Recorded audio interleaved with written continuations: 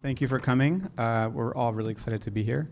I'm going to briefly say who I am, and then kick it off to our lovely friends up here. So I'm a filmmaker. My first film premiered here, Doc NYC, in its first year, 2010.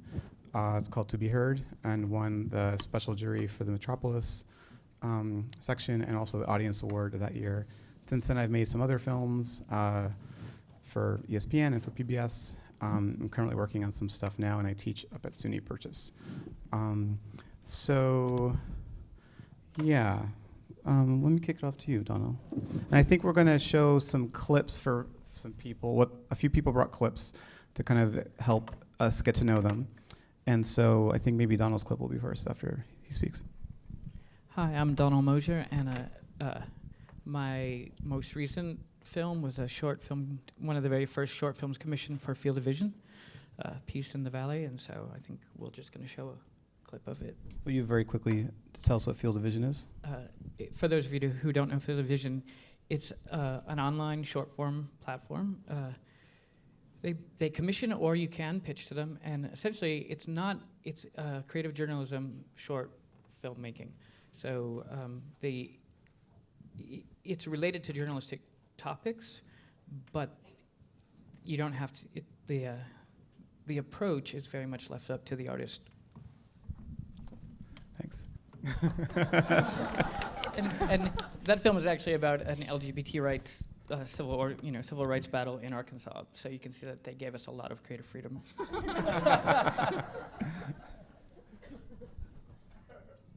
Kathleen, would you mind? Oh, sure. So my name is Kathleen Lingo, and I'm the executive producer of the New York Times OpDocs series. OpDocs is a place for short films, both regular films and also VR and interactives. We've published over 200 pieces since 2011. The series was started as a video version of the op-ed page. The op-ed page is a place for writers and journalists to write essays on issues of the day, and OpDocs is a place for artists and filmmakers to make films on issues of the day, large and small. Cool, I believe we have a little something from the OpDocs program. Thanks. Am I next? So my name is Shayla Harris, and I am a digital documentary person. I used to be a colleague of Kathleen's at the New York Times, where I worked as a video journalist, shooting and editing and producing short mini documentaries for the newsroom on a variety of topics all over the world. And prior to that, I worked in television as a field producer for network documentaries, sort of rooted in journalism. And I most recently was working at Frontline, where I sort of bridged both those two worlds, both in digital and in television. Some of you know Frontline is the preeminent public media television program that focuses on investigative documentaries. And my role there was to kind of help them expand into the digital space and use that as a platform for working with filmmakers and developing alternative storytelling spaces for them. So I sort of bridge both these worlds, both as a filmmaker, but also as a maker, but also as someone who's working as an editor and commissioner. Great. I'm Emma Dessau. I'm a senior producer with POV Digital. So POV is a long-running showcase of documentary film on PBS. The digital department at POV works on new media approaches to storytelling. So we've done lots of different things. We do sometimes commission short films. In a few years ago, we put out 6 interactive shorts, and that was sort of a jumping-off point for us to start doing more web-based and new platform storytelling. And then this year, 2 of the big projects that we've done were 2 Snapchat films, so 2 films that we made with 2 teams of filmmakers specifically for distribution on Snapchat's Discover platform. And we also have a collaboration with the New York Times race-related newsletter, and we have 3 embedded media makers who are working with them right now, actually, to do different types of storytelling around race in the U.S. Through their newsletter and through social media. Yeah, and I think Emma brought a clip as well. Cool. Garth, bring us on. My name is Garth Bardsley. I am the Vice President of Digital Video for MTV. So I work on the platforms, short-form content for the platforms other than the television screen. So Snapchat, Facebook, YouTube, etc.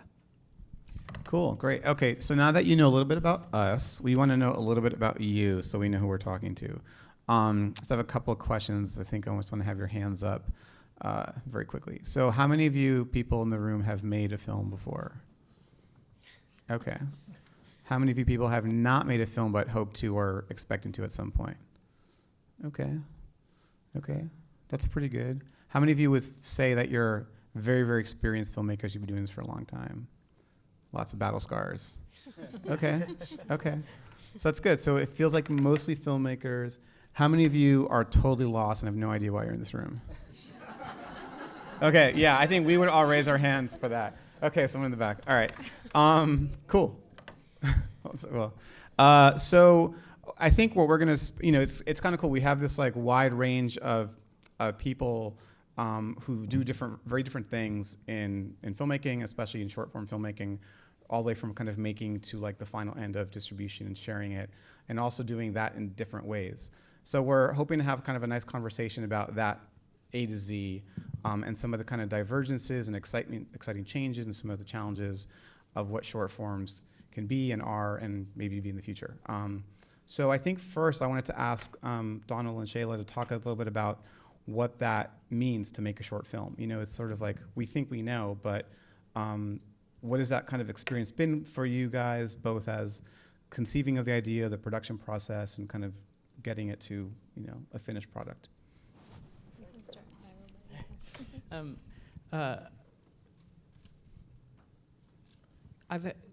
The two primary experiences I've had with short films, one is the field of vision, which we can talk about that later when we move into the platform talk. And then I made with my filmmaking partner, Michael Palmieri, a short film about the rural Mardi Gras. And we filmed it in a day, and we cut it in 4 days, and we made it because we just loved the experience. And the film obviously didn't require anything else.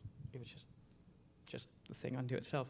So, and other short films I've done have always just been for the joy of playing with the subject matter. And, you don't know where they're going to end up. You don't know if they'll have any life, except maybe if you, stick it out long enough that you get a retrospective of your work sometime. Maybe while you're alive. You're playing the long game with that one. Yeah. Or somebody does it, later. So I think for me, making the short films is just for the joy of doing it and working with the material, and also just sometimes the material you have only wants to be so long. If you try to, there's a lot of pressure for long form because of competition, because of festivals and stuff, but sometimes you just have to let the material speak to you, and if you try to force more out of it, it won't work. But if you just let it be short, it's great. And when we made Rougarou, the film I'm referring to, we had, we knew we would enter into festivals, and that might be the only life it had. But that's why you did it, just for the joy of the filmmaking. Yeah, I would definitely agree with all of that. I think sort of the beauty of short films is that you can explore an idea, you can explore a style, you can explore just a character, and let the piece sort of just be what it needs to be. I worked in television when I began my career, and obviously you're trying to fit something into a certain box, right? It's supposed to be an hour, or it's supposed to be 42 minutes or something between the commercial breaks. Working at the New York Times and doing sort of more journalistic shorts, the story is as long as it needs to be, to your point. And it's really liberating to kind of be able to kind of explore that in a space. And I don't know what else I want to say about that. What do you, I think this is, can be for any of you guys, but since you mentioned the contrast between making long form and short form work, like what do you think the sort of strengths of short films can be as sort of things that exist out in the world that long form kind of struggles with? Like what's the advantage of making a short form piece for anybody who wants to? For me, it's the concentrated impact of piece. You can't. A short form can only hold so much information. You have a lot of, like you mentioned, you have a lot more fun and freedom with style, but you can't. They're of necessity. They can't be as complex, or they're not obligated to carry a full picture or a full narrative or every side. So I think, like a good short story or like even a pop song, it's the focus, and if you can really hone your focus on one or two primary elements and really let them shine in harmony or opposition to each other. Yeah, I will also say sort of one of the challenges we had been facing at Frontline, which is you're working in a long form shop and they think that short form is just cutting the long form into a bunch of pieces, which it's not. It's actually thinking through what is a smaller arc versus the longer arc over, a 4-act structure. What is literally the 1-act structure? And that's been something that I thought wouldn't necessarily be a hard thing for long-form filmmakers to understand, but it actually is, because it requires a different approach, a different way of thinking about your story and edit and structure, it's an exercise, and you have to kind of think about it as an exercise, and it takes a while for long-form filmmakers to kind of understand those two different things. I'm sure Kathleen probably has faced that, because a lot of the filmmakers that she's working with have started with longer pieces and are trying to figure out how to make them shorter. Yeah, actually, I was going to kick it to you, Kathleen, because I feel like you're at that crux. Some of the op docs that you guys produce are sort of bespoke things, but since you do work with filmmakers who are having to juggle both those kind of mentalities, you can talk about that. Yeah, I would say that usually when we work with filmmakers around shorts and they are thinking about a pitch, I always say to them, pitch me a 5-minute film, and it's okay if it ends up being longer, but just think in terms of a story you can tell in 5 minutes, because that's a really, really short amount of time. And I sort of start the conversation there. A short can't be about a lot of things, so you really kind of have to pare it down to its bare essentials, and any extraneous scenes, moments, pieces of information that distract from the main point of the film those are the kind of things that we look to take out. I mean, recently we cut down a film from like 11 minutes to 7, and it's all the same scenes. We didn't take any scenes out.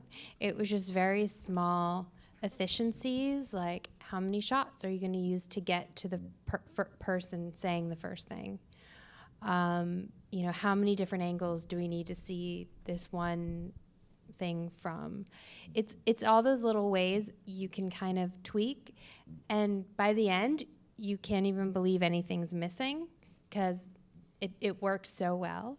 That's the goal, that's the work, that's the hard part. But oftentimes, especially in documentary film, where a lot of times filmmakers are editing their own material, or it's a project they've been working on for a really long time, by the time they get to op docs, and we do give a lot of editorial feedback, a lot of times they'll be like, I have no idea what to do with this. Like, you tell me. And they'll be like, oh my God, I never even thought of that, because you've been looking at the material for so long. So just having like that fresh set of eyes, we can really help to kind of sort the wheat from the chaff, if that makes sense. Mm-hmm. It's interesting, excuse me, how much like your mentality behind the filmmaking, or how much teaching goes into, hey, there's a different way of thinking about this. I've made a couple shorts, but mostly I make long form stuff, and I struggle with, I feel like there's an ego of like, my idea is a 90-minute idea and it's big, and I want to like thrust it upon the world. But that sometimes, sort of finding a different way to think about it is really important. So I wonder, for Emma and Garth, especially since you're working in sort of different platforms, like maybe old school doc filmmakers where we're like unfamiliar with working in those fields, how much of that mentality shifting or teaching or growing you're seeing that you need to do? I think kind of what everyone was saying about thinking about the material that you have for a short film is very similar with new platforms or with interactive anything. Like, I know when we've worked with, filmmakers who have more experience making feature-length documentaries, and they are interested in doing something on a new platform or for a web-based storytelling thing, a lot of the time the instinct is to say, like, I have all this great footage, how can I use this in this new way? How can I, like, reshape this and tell a story with it on this new platform? And, you know, sometimes that works, but I think often, like, thinking specifically about how to tell a story in the kind of construct that you're working in is a key thing. So I know with Snapchat, which is, like, I think a really good example of that, because both of those shorts are 6 minutes total if you watched them all the way through in a linear way, which I don't think many people would. You know, it was a lot of experimentation with, like we had a meeting before we kind of got started working with the filmmakers about how to even think about telling a story in that way, because ultimately it ends up being like a living storyboard in a way. Like, it's just a completely different way of thinking about getting from point A to point B in the narrative arc.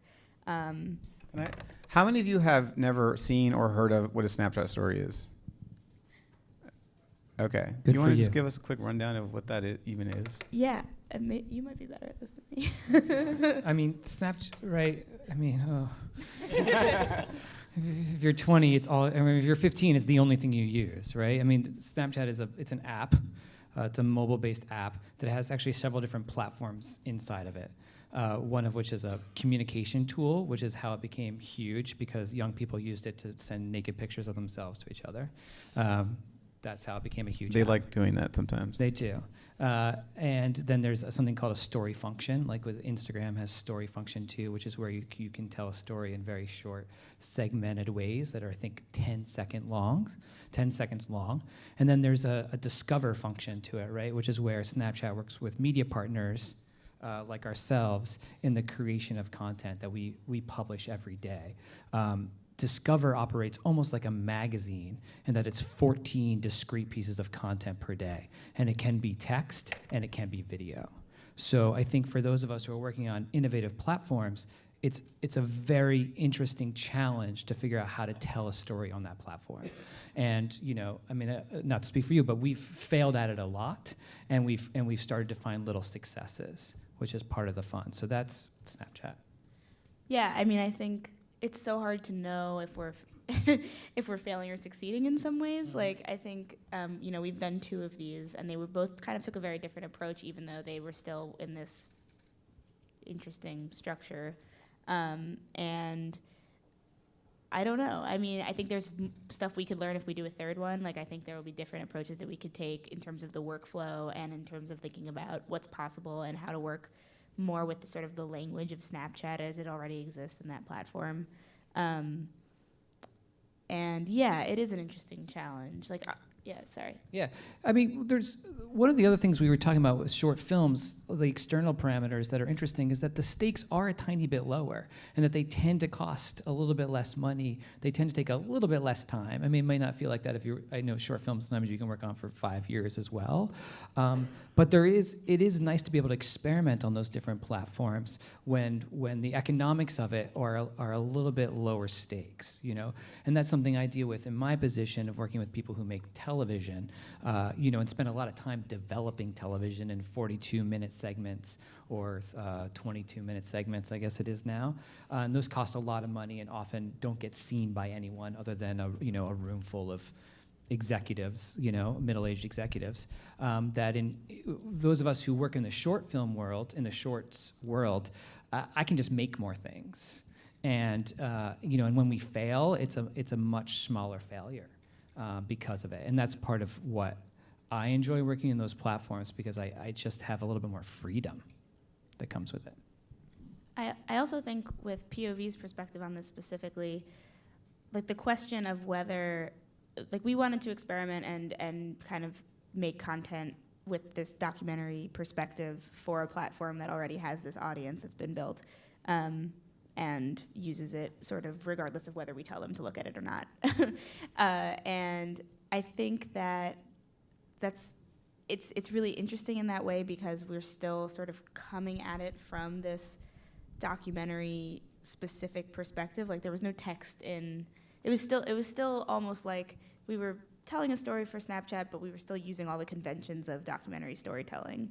And I wonder if maybe like an evolution of that is moving away from that and kind of thinking more in the way that someone who doesn't work at POV would tell a story on Snapchat. Right, but what a great challenge for filmmakers, right? To really almost obsess over that platform, because that's what I think too, is that we haven't cracked all these different platforms that are available to us, and we need creative people who are gonna come in and say, hey, have you thought about trying it this way? Not just storytellers, but there's a formal quality to it that you have to kind of, if you're interested in trying to crack those codes, there's homes for your content there.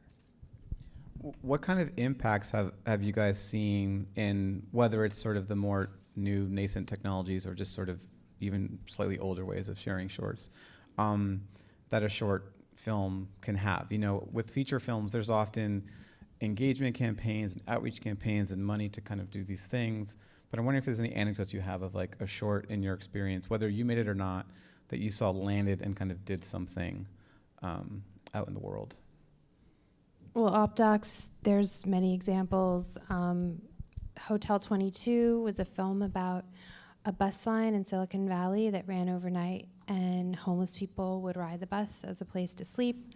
The filmmaker told us that the community got very organized around the film, and now the bus line puts a social worker on the bus every night. There's other examples like Edward Snowden saw an OpDoc that Laura Poitras made, and that was one of the reasons he contacted her. Laura Poitras loved making OpDocs so much she started Field of Vision. There's also examples like the military recently changed its policy on transgender people serving in the gender that they truly are, and the Pentagon actually said that seeing we had an OpDoc called Transgender at War and in Love, about a transgender couple both serving in the military, addressing this issue of what uniform they were allowed to wear. And after it came out, the Pentagon said that seeing these stories in video helped them to understand, and about a year later, they changed the policy. It's the reason why short films can have so much social impact is because they're really easy to share. And you're not asking that much of people to watch a short. So there's a lot of ways. I mean, other ways filmmakers have used shorts is oftentimes people will launch a Kickstarter on the same day they publish their OpDoc. That's an obvious example. People also like to launch their films like when it's going to be on Netflix or on POV. So filmmakers are really crafty about timing when they publish an OpDoc, and that's totally fine. We have no problem with that, both to further their career, further their issue, raise money. There's so many ways you can use it because it's on the New York Times, it's easy to share, and it's easy to show, and it's short. I can give just another example just from Frontline's perspective about short film. We had a film last fall called ISIS in Afghanistan. That was a traditional Frontline. It was an hour-long investigation of how ISIS had spread in Afghanistan, and they did a short that was just called School of ISIS. There was a moment in the film where there was a school that they were teaching jihad to like elementary school kids. So we cut together a little short of that, and that was about 3 minutes, and we put that on our Facebook channel. And a typical Frontline hour on television gets probably about 2 million viewers, and then maybe 2 million people streaming. And this Facebook short got 22 million people watching it. So for traditional broadcasters, this space is also a way of kind of developing audience and kind of expanding the reach of their material that most of the people who are on Frontline may like their page but may not actually view the actual program. So that's a way of playing to the strengths of those particular platforms. And so I think the social video space is a little bit different, I think, from OpDocs, but I think that's also like a short form thing, sort of in the vein of of Snapchat and in the vein of all these other things that are becoming increasingly other ways that filmmakers can reach audiences and expand, get their material in front of people who may not be looking at these sort of traditional kind of platforms. And just one thing really quickly, sorry to talk a lot, but films also do really well in different places. So like a film, like we did this series called Who Makes the Bronx, that were these short, like 2 to 3 minute portraits of people who work on Jerome Avenue in the Bronx. And on the New York Times website, it did okay.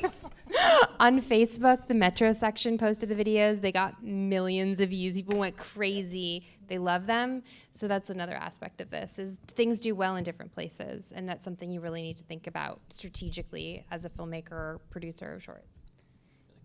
Yeah, I think, like, just to build on that, I think, you know, people are looking at Facebook and Instagram and all these things all the time. So if you put your content there, it's just going to get, I mean, without seeking it out, it's just going to be there. And whether that means that it has more impact, I'm not really sure, but it means that people will see it in a way that, you know, if we're streaming something on POV that's a short film, you know, people see it. But if it's something that we could put directly on Facebook, even if it's a clip from a film, like we've started doing that for all the films that have been on the broadcast season this year, creating like short clips that we can share, that's had so much more of an engagement than, and I don't mean engagement like in the metric way, I mean engagement like you can just tell that more people are watching it because it's there, and yeah.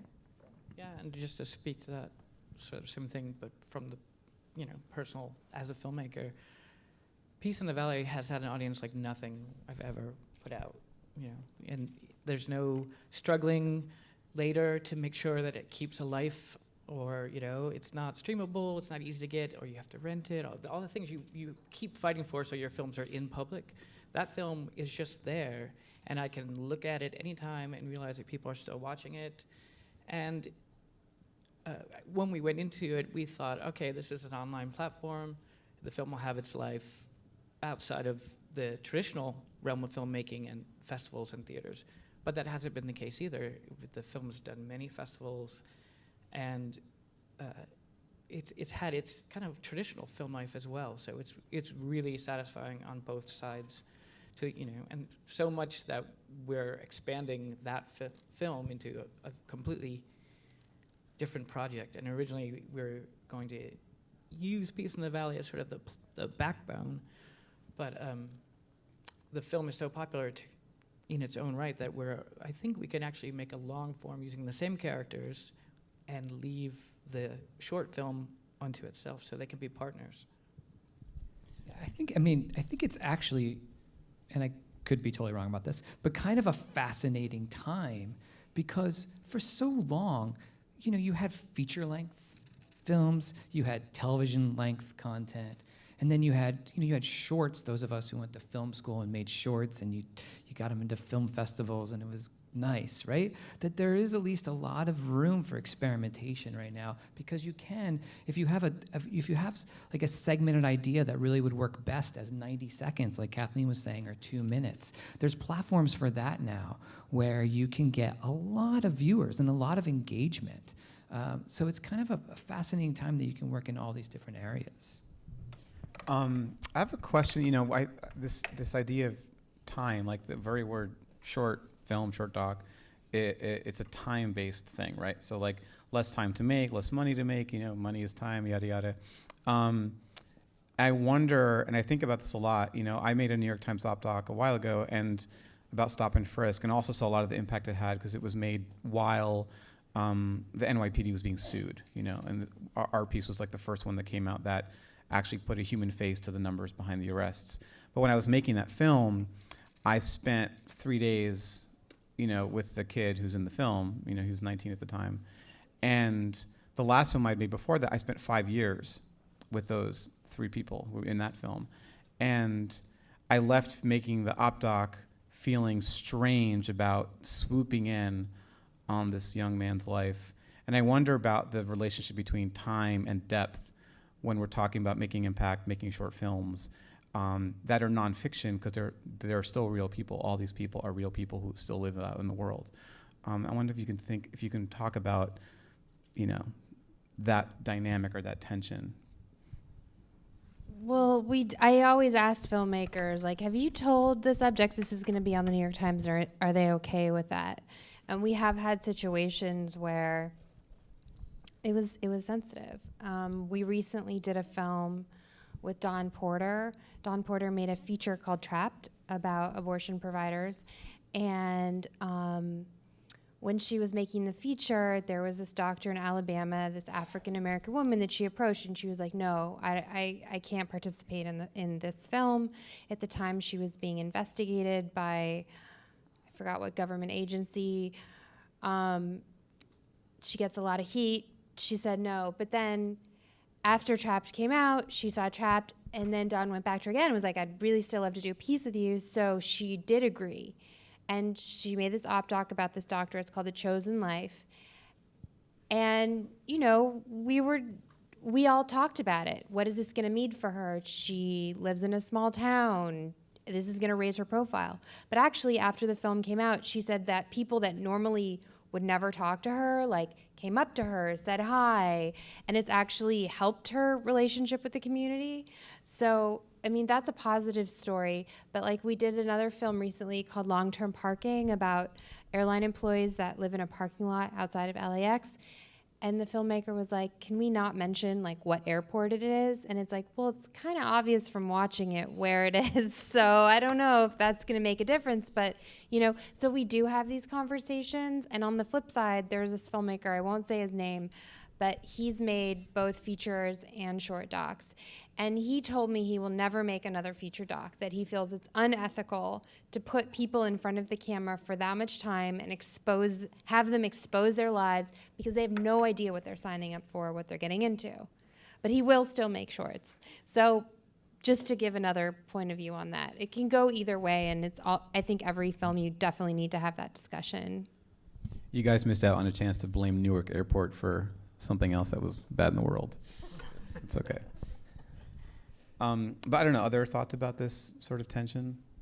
I think it kind of goes back to our original about, you know, making the film itself, and the stakes in a short film have to be, like you said, I don't know if they're lower, but the result is very different, and it's just a different ratio.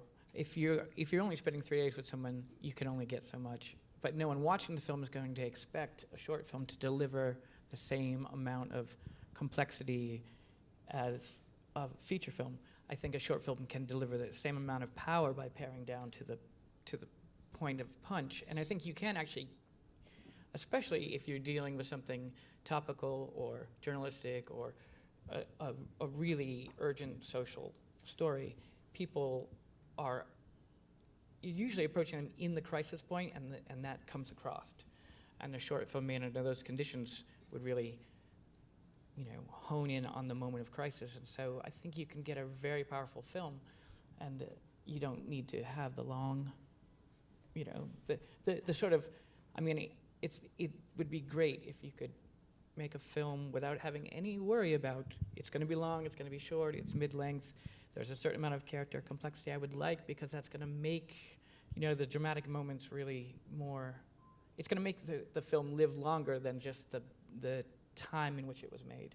But short films don't have to work that way, so that gives you a little bit more freedom too. In my experience, it's an ethical dilemma that's happened with every form, right? I mean, I've done television segments when I worked more in the news magazine space, where I know I haven't been able to give the complexity that I wanted to a relationship. You know, there's a long form doc that I'm involved with right now that involves, you know, that's been a 10-year process, involves a murder, and it's just a complex storyline. There's no way we're going to be able to do what we'd really love to do, to be able to tell all those stories, or it'd be, you know, a 4.5-hour really boring movie. You know, so these are the. But, you know, so I think it's you know, it's pretty Jan and Malcolm stuff here. It's like it's real tough, and you have to have a lot of empathy and ask yourself a lot of tough questions before you even enter into the process. But I think it's also just about framing, right? Like, I think it's like, if you're doing a short about a particular story, there's an audience expectation that that's the amount of time that you're spending with someone. And, there's a different expectation than if you spent a feature, 2 years documenting stop and frisk in a particular neighborhood, then, hey, we spent a week in Brownsville and this is what happened. So I think both stories are powerful. Do you know what I mean? And I don't think it's like a mutually exclusive thing. I think it's just a matter of what you tell your audience and being transparent about how much time you've spent with them. Yeah, no, that makes a lot of sense to me. I appreciate you guys helping me think through that. And I also feel like the expectation is also kind of exciting, and to think of how you have a platform that's like has a well-known brand like POV, MTV, New York Times, and so sometimes it's about showing it to like the one person that matters, like who's going to put a social worker on the bus, or someone who's going to walk into court with a reframed way of seeing a particular population. But sometimes it's about getting 2 million people to see your piece, so that like you can be double-handed in that, and getting one person to see it and also getting 2 million people to see it, which is very exciting time that we're in. So I'm wondering, like, we're going to open up to questions to you guys in a minute, but like, what's exciting you guys now as far as making shorts, working in shorts, distributing them? Just what's sort of like the thing that's bubbling, like, ooh, I can't wait to go back to work tomorrow because this is happening. Hopefully you're excited to go to work tomorrow. I'm making an assumption. Everything is different now that something happened last Tuesday, but Well, so the thing that is most exciting about making shorts at OpDocs is that I know it's going to go on the New York Times. So it is this huge megaphone.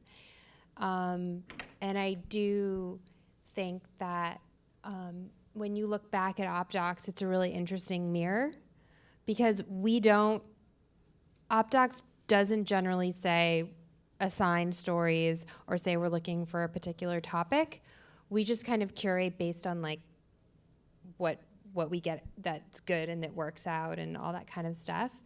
And the thing that excites me most is when I kind of look back at what we've done, because we do like 40 films a year, which is a lot. And recently we had a screening in San Francisco, and it just happened that we had 4 filmmakers who were on a panel just like this. And I realized all their films were about taking care of people. Now, they were on completely different topics. One was on this abortion provider in Alabama. One was on a Greek Coast Guard captain who rescued refugees in the Mediterranean. One was on a husband and father who cares for his mother with Alzheimer's. Another was also on a husband who cares for a wife with Alzheimer's. And it was just like, wow, isn't that amazing that just by chance, these are the 4 filmmakers who happened to be in San Francisco this day, and they all made these very different films in different parts of the world and different topics, but they all touch on this amazing human emotion that, given world events, it's like feels very good to see like that this is the work that we're putting out there. So to me, the most exciting thing is kind of seeing the amazing work that all the filmmakers are creating, and then being able to like share that with the world. I think for me, it's just been really fun, although of course like frustrating at points, but like really fun to think in this completely different way about how to tell a good story. Like, I think that, and I can't say for sure, but I think that when the filmmakers went out to make these Snapchat stories, which I'll just keep using as an example, I don't think that they were shooting any differently than they would as a short film. Like, I don't think that they were like, this will be the top Snap one. This will, I think that they were thinking very much like, what's the story here? I want to capture these characters, and then shaping that into this thing was such a strange and interesting process. So that's really exciting. And then I think it also, we get to kind of challenge filmmakers to think in that different way, and it also can maybe open up the field a little bit to other people's voices and perspectives being brought into this space, who maybe haven't made a feature-length film but are really great at YouTube or something like that, and they want to try to do this in this other way, and we can help them do that. So that's been really exciting for me. I think digital consumption of quality content continues to increase and will continue to increase. There's more and more of a hunger for premium short form content, and that's great news. And that the line between what is long form and short form will continue to blur, and that's exciting. And speaking to that exactly, I was part of Jeff Deutschman's Election Day film, and so part of it is we filmed all day long with our subjects across the country, many, many filmmakers, and that's more traditional. They'll get the footage and make a film, but we were also using Periscope at the same time, so that film has 2 versions. One of them is actually gone now. That there was a version of that film that you could look in at any time. It was happening for 24 hours, but that film is gone. Yeah. And that film was mostly shaped by viewers, because the more people looked at certain clips, it attracted people to those clips. Yeah. So this sort of editing just happened in the interaction between the person holding the camera and who chose to watch, which was really exciting. I wish I could have, if I hadn't been filming, I would have been watching that film. Yeah. And then there's a more traditional film that will happen, and it will do the work that a standard long-form documentary will do. So things like that, like a real new temporal realm for filmmaking, I think that's really awesome. I have a lot of questions about that project. Me too. Yeah, I mean, I think the thing that I'm most excited about with all of these new forms is just the impact that, like, the conversation that the traditional and non-traditional are having with each other, and how they're both kind of pushing each other in these new directions. And just as someone who's always seeking to be more creative and to learn new things in storytelling, I just feel like that the possibilities out there to kind of expand the toolkit that we as storytellers have is just really, really exciting. And I think even though it's hard and difficult, and all of that stuff, I just think being open to that stuff can also just push the kinds of stories that people are going to be telling in the future. And so I think that's very, very, very cool. And just what we've seen in the last few years is giving me even more hope and optimism about what's going to come in the next 5 years, I think. Yeah, a few years ago, I spent a week with Wendy Levy in this tech doc filmmakers workshop called the Producers Institute, and she said to a bunch of grumpy, oh, I don't want to do that. I don't want to start a Twitter account. That's awful. Is that human beings have always told stories, and just the way we're telling them is changing. And you can get on board or you cannot. So yeah, that's exciting to me as well. Okay, so I'd love to, if anyone has questions for our brilliant peeps up here. Yes, ma'am. I'll circle around.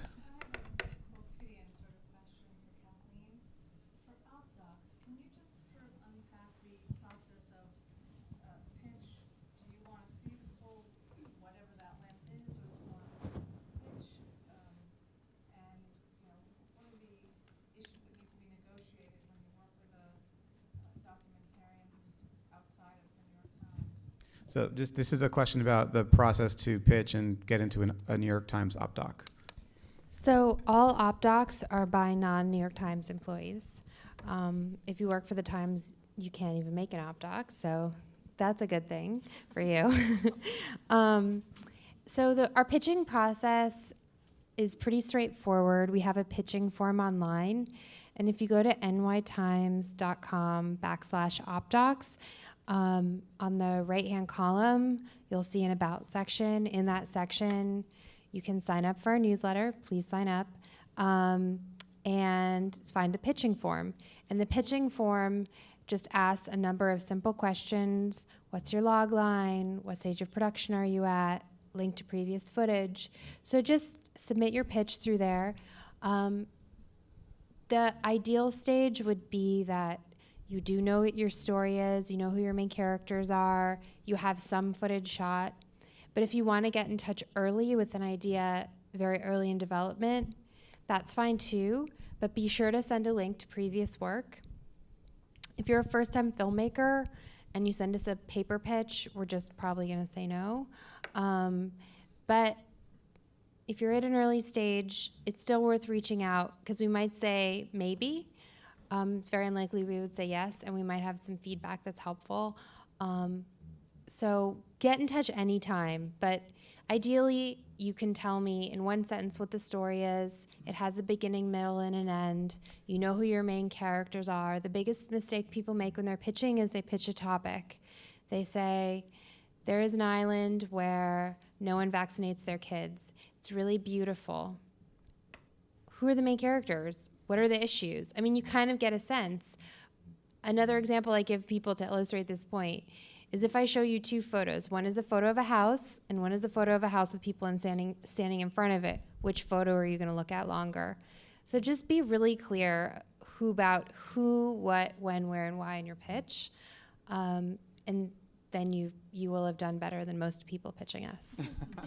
Shade. I'm just being honest. I No, want to that's help good. everyone. We like shade. So my question is for everyone, and Donal might have an answer from a different side of things, but I'm wondering about when it comes to early development process, working with outside producers and filmmakers, what is a realistic budget to keep in mind when you're thinking of premium short form content? So this is a question about premium short form content and how much it costs versus budget ass short form content. Amazing. I can avoid this question cleverly, I think. The no, I mean it really for someone like myself who works on a more of a diversified platform distribution strategy. That sounds like a lot of bullshit, but you understand what I mean.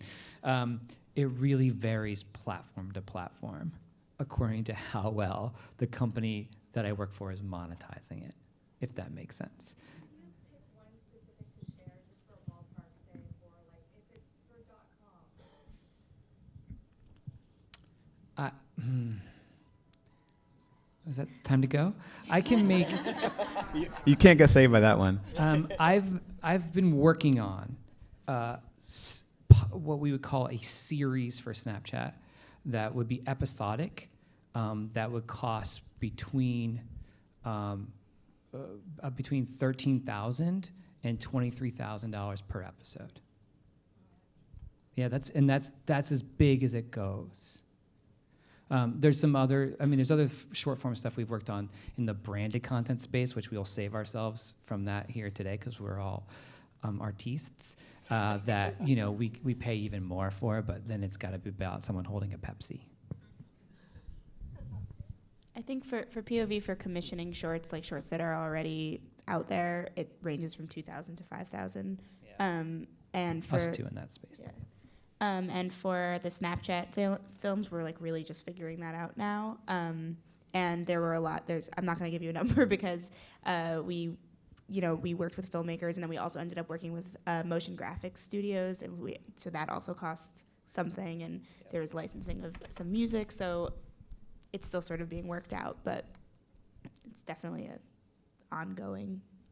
Well, I think there's an important point here about value. And of course, there's money in how much it costs to make something, but there's also the value in having your work on POV, on MTV, on Frontline, and especially in short form, where there isn't a lot of money in it.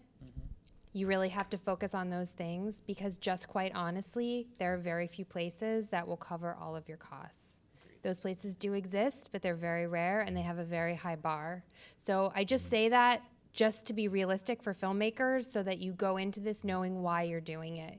You're doing it to raise your profile. You're doing it to grow your audience. You're doing it for those reasons. That is the value in short form.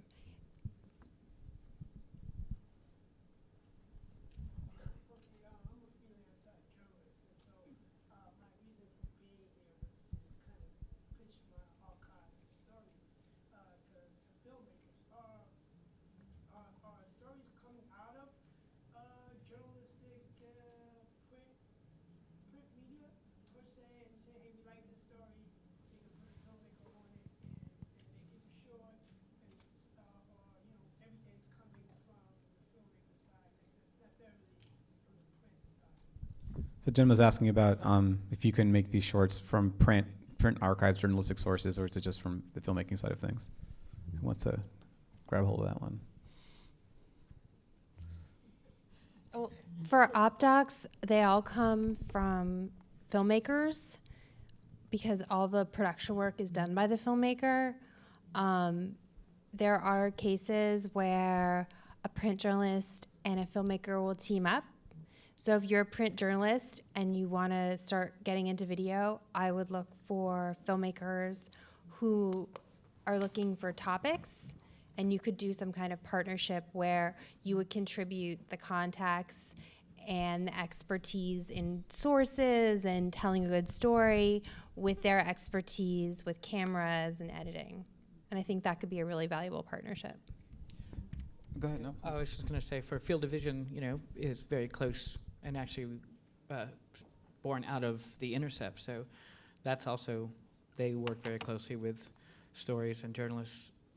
And when they're looking for stories to commission, and also for, I know as a filmmaker, of course, print media is where everything comes from first for me. So if I want to pitch a story, it would probably come from the sources that you are talking about. And I think there's also a tension with the time frame, like journalistic, topical intervals, rhythms are often quicker than what documentary filmmakers, even short form, I think, do. I've talked to Charlotte at Field Division about this, you can get something turned around quickly for news, print, even for on video, like journalistic video. Mm-hmm. But to make a film, there's a filter implied, right? So the filtering is what I think takes more time. Okay.